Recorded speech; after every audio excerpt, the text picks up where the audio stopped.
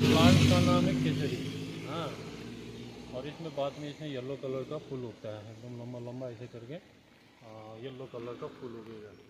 उसके बाद फूल उगने के बाद इसमें पर्पल कलर का फिर दाना लगेगा। पर्पल कलर का दाना लगेगा, मोटा होता है और छोटा होता है। छोटा छोटा दाना होता है।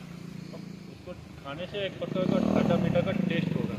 ठंडा मीठा, खट्टा मीठा जैसे टेस्ट होगा। और इसका जो लकड़ी है ना, हाँ, लकड़ी का यहाँ पर पहले ज़माने में आदमी लोग इसका लकड़ी का मतलब एक मेडिको उससे यूज़ कर आयुर्वेदिक दवाई की तरह यूज़ करते हैं। जैसे कि वो जो पायरिया होता है ना, पायरिया का इसका लकड़ी का ना अंदर एक दांत में जो प्रॉब्लम होता है तो उसका एक लकड़ी मिलता है। उसका लकड़ी का पानी बॉयल करके मुँह खुला कर लेता है। तो इसका मतलब दांत का दवाई के लिए यूज़ करता है। দার্জিলিংয়ের পাহাড়ি রাস্তার ধারে এই গাছটাকে আঞ্চলিক মানুষ কেশরি নামে চেনেন।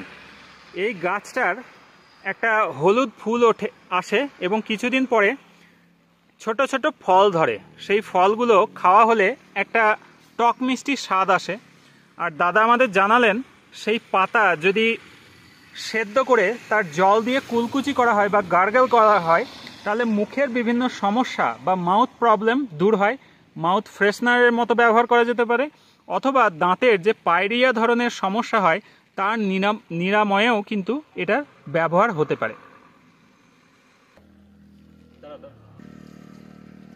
আমাদের ট্যুর গাইড দাদার সঙ্গে থাকার ফলে কিন্তু অনেক অপরিচিত গাছ এই মুহূর্তে আমরা যেগুলো জানতাম না সেগুলো আইডেন্টিফাই করতে পারলাম। যদিও এখনও আঞ্চলিক নামেই আইডেন্টিফাই করতে পেরেছি, পরবর্তীকালে তার বিজ্ঞানসম্মত নাম বা আরও ডিটেলস যদি পাই আপনাদের অবশ্যই জানাবার চেষ্টা করব।